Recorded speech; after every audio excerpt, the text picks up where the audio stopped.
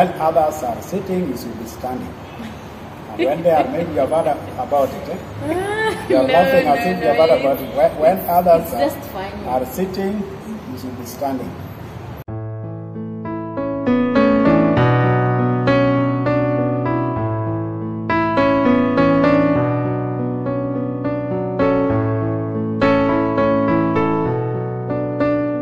Hi guys, welcome back to my YouTube channel. Hope your new year is going well, and today we are having the first episode of Spatial Talks with Brenda.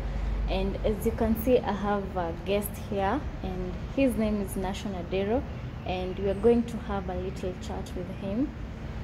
So Nashon Adero is a geospatial engineer, and currently he's a lecturer at Taita Taveta University, and also is the founder of Impact Borderless Digital, which is an organization that does mentoring for the young people who aspire to achieve more in life. So welcome, Nashon.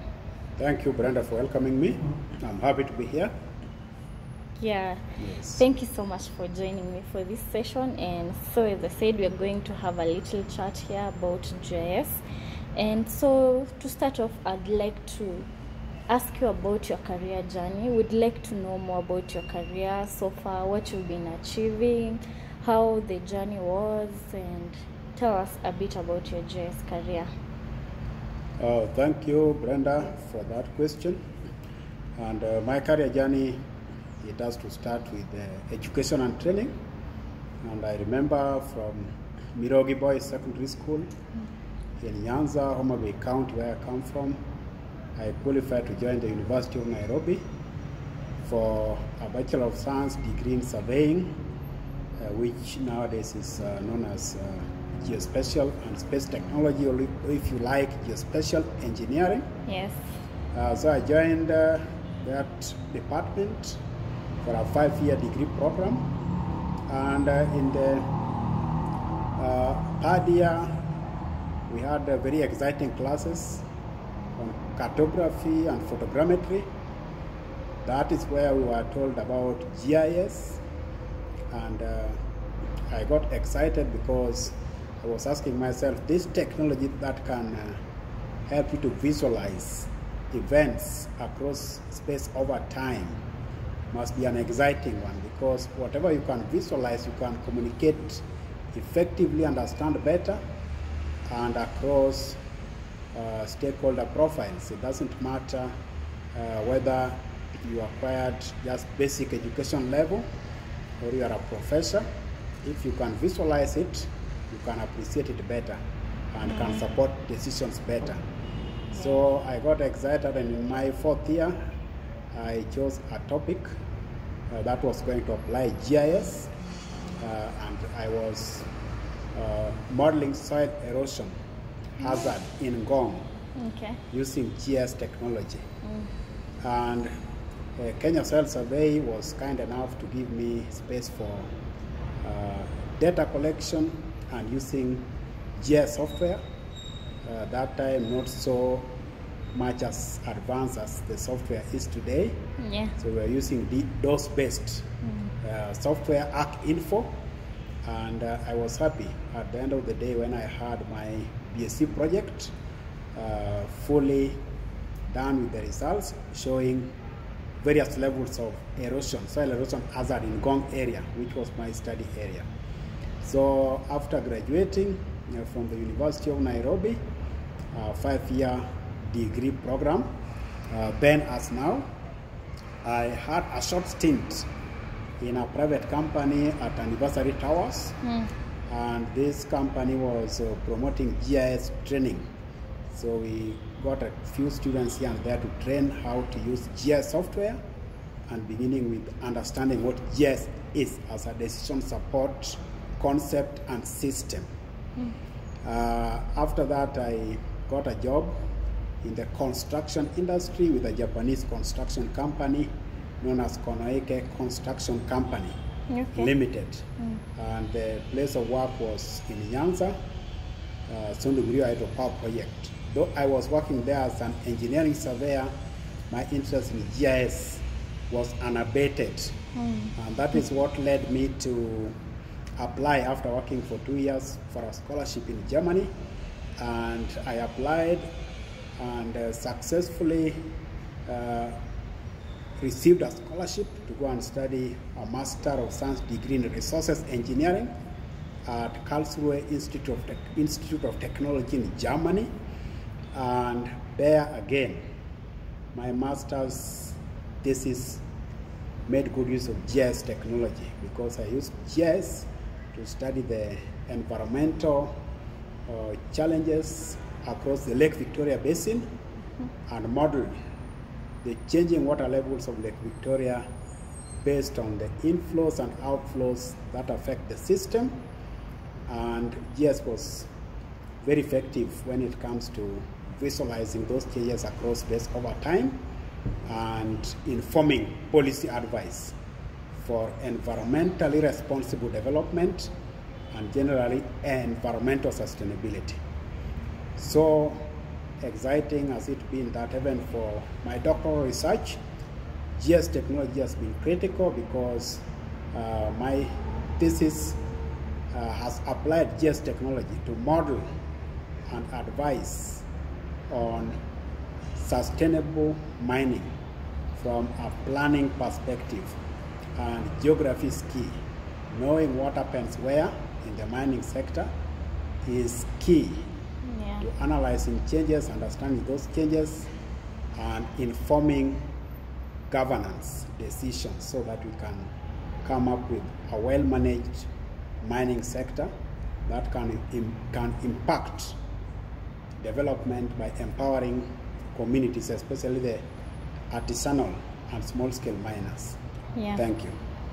Wow, guys, you hear that? Your journey is really interesting, especially when you talk about how in the olden times the softwares, they have really evolved. Yes. In fact, actually, personally, I've never even used it. Your age does not allow you. Yes. Now we are just using the ArcGIS, ArcGIS Pro, which is the latest, which is way better. So yeah, your journey is really interesting and motivating. And you've mentioned that you did your master's in Germany. So guys, we'll talk about later how is mentoring young people, and we can mention how to apply for these scholarships. So secondly, Nashon, I know that you are the founder of Impact Borderless Digital, and I'd like to know what was the idea behind it when you were starting this organization. What visions did you have for it? My vision, I've always had a passion for mentorship, mentoring younger people, the people younger than I am. And wherever I find myself, I naturally associate with younger people. Yeah, that's true. Because I would like to transfer the knowledge I have, the experience I have, so that they can be better. They can emulate me, and by emulating me can do better than I have done. So I ask myself, what best can I do for the youth? And that is how I came up with Impact Borderless Digital. It is an idea that reached fruition in early 2019 when I finally decided to name it Impact Borderless Digital and come up with the plan for a website and a regular youth mentorship forum, monthly youth mentorship forum. And why did I name it Impact Borderless Digital? Yeah. That was way back in 2019, before COVID, early 2019. And I'd participated in many conferences. I'd also been a fan of reading daily developments in the digital space, what we call the digital transformation wave, regularly reading publications from the World Economic Forum, and it was showing us that the future of work and workers is digital. Yeah. So that is why the word digital has to be a keyword there. Then impact. I believe in impact without imposition. and that is a slogan of my youth mentorship program: impact without imposition. It is a journey of the willing, and you cannot legislate character transformation.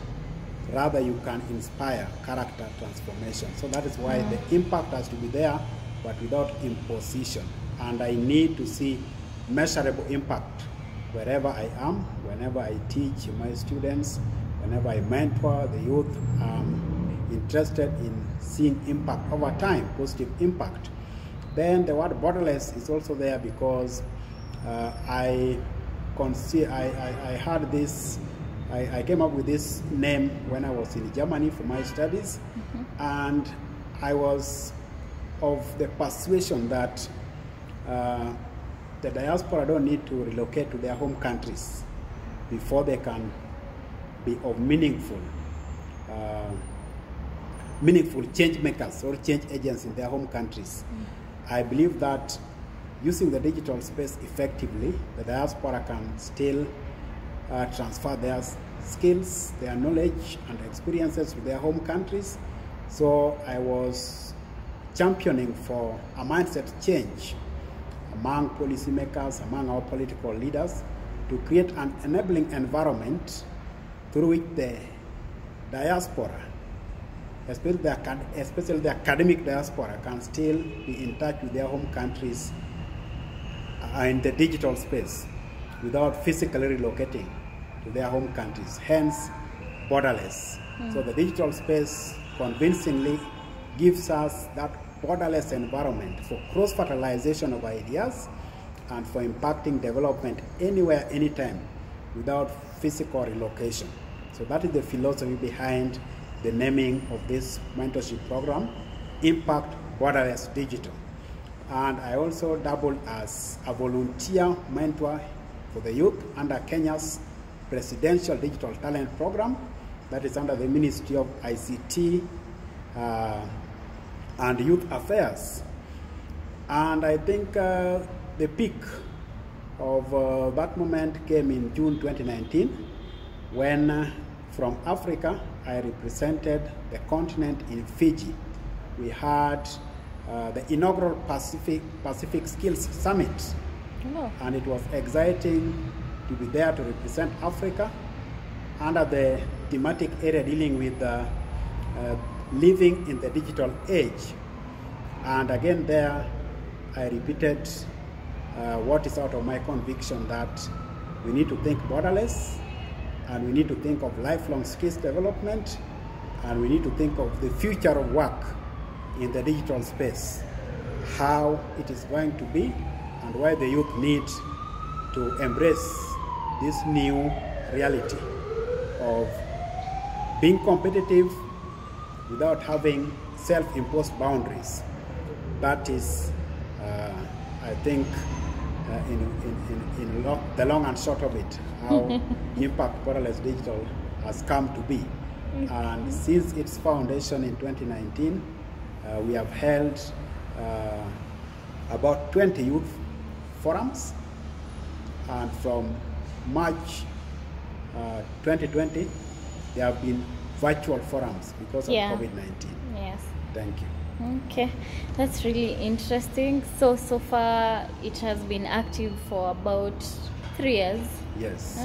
Okay, that's really nice. So guys, if you're looking for a mentor, this is the right person to go to, and he's actually also mentoring me, so I can say that he's a really good mentor. If you want to grow career-wise or life skill, build your life skills, you need to go to him. And to get to him, I'm going to post his link for the website, and you can also search in YouTube. He has a YouTube channel, it's called Impact Borderless Digital.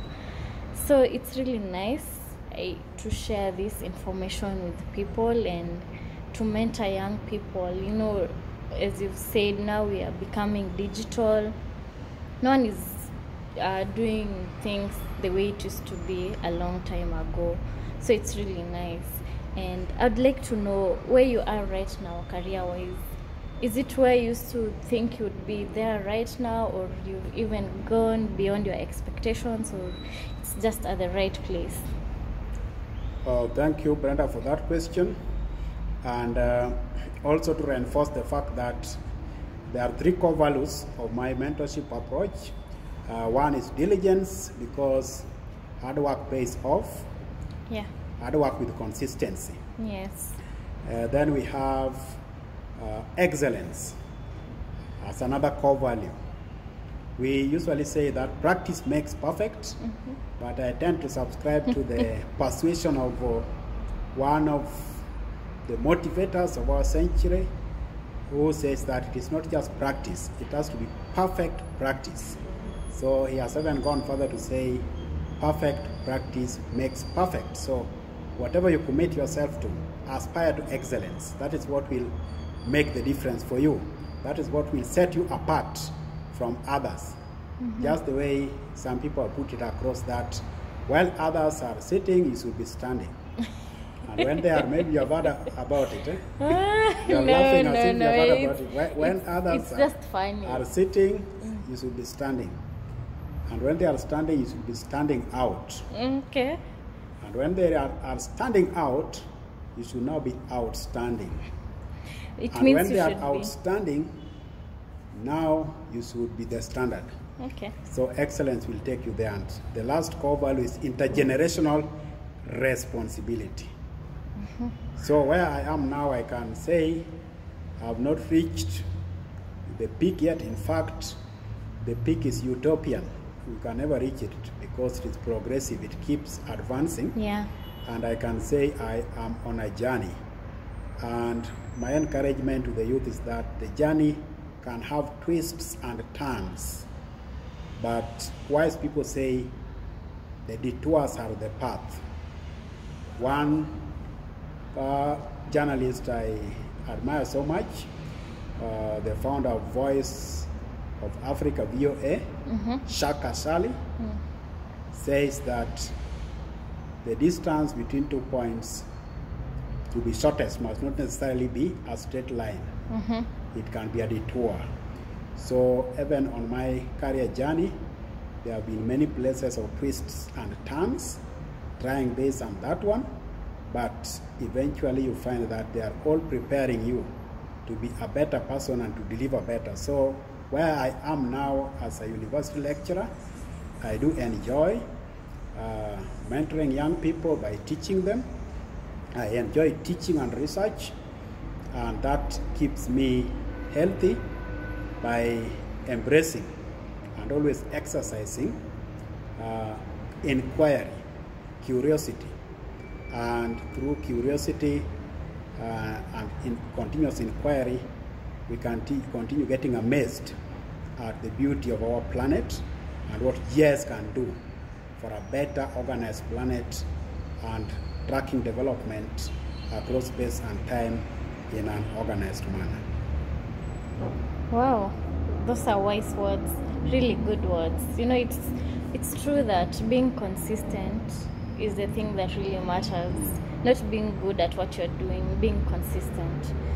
So lastly, what is the message that you have for the young people? No, even before that, I know you enjoy doing GIS like most of us, and what is the thing that you really like most about your GIS career? So I like the GIS career because look all around you, you will discover that geography, that is the science of where, is critical. When we are talking of justice, I do talk of spatial justice or geospatial justice. We say that injustice anywhere is injustice everywhere. How do you scientifically perceive, interpret, and implement the where if you don't have technology, the science and technology for better appreciating and mapping out the where? So that is why GIS is key, because we can communicate through visual maps. We can communicate with the decision makers in a more effective way, and a way that resonates with the way we think as human beings, because there's no human being that is not sensitive to location. Yeah. And in the year 2014, I can remember a Nobel Prize was awarded in medicine or physiology for the discovery that the human brain has place cells and grid cells that help us to encode our location in space and make us aware of our location and ability to sense direction. And you see, this is also within the geospatial arena where we talk of global positioning systems or global navigation satellite systems. So this where location is ingrained in our DNA. So if you are going to be devoted to any profession that demands scientific inquiry, thought and care for life on the planet and responsible living, and all the sustainable development goals, talking of sustainable cities and communities, life on earth, life under the sea, sustainable agriculture, food security, and environmental responsibility in general, there's no way we can do without the knowledge of where and the geographical parameters for reporting justice in development and social inclusion. So that makes me even much more excited about the future of GIS and geospatial experts in general. So if I'm to advise the young people of today, I would say that you identify your gift, everyone has a gift, then refine that gift and commit yourself to what I call lifelong skills development. Not just knowledge for knowledge's sake to pass exams, but develop your skills so that you can be useful somewhere. You can be a go-to person somewhere. Think of the new careers and think of life's philosophy. What is your life's philosophy? That is what will keep you going when other people are flowing in peer pressure. You'll set yourself apart and say, no, my life's philosophy demands that I keep on this path. For example, my life's philosophy is that the responsible and excellent service of my refined gift to the world is my ultimate duty. So what will make me depressed and sick is when I realize days are passing, but I'm not being useful, I'm not refining my gift, and I'm not making a difference through excellence, diligence, and intergenerational responsibility. So that has kept me at peace like fish in the water. Thank you. Thank you. That's really good advice. Like, that's the point. It's not just knowing that knowledge, but making it useful. If you're not using it for something, for a better purpose, then it's for no value. So that's really important. So thank you so much, Nashon. It's been a nice session. We've learned a lot and it's been really great. So thank you so much for joining me for this session, and thank you for willing to join me and to do this talk. So thank you so much, guys. This is the end of this episode, and thank you. We'll see you again in the next episode. Thank you so much. Thank you, Brenda. The pleasure has been all mine. And there's what we call reverse mentorship. You're also mentoring me in the reverse because there are things you know that I don't know because of generational succession. And I encourage all the young people out there to emulate you and to interact with you, and thank you also for mentoring our students at Taita Taveta University in GIS skills. I can mention Imelda Nasubo and John Waruru Gitau. They are grateful for the work you have been doing to mentor them and advise them in when it comes to GIS matters. Thank you. Thank you so much, guys.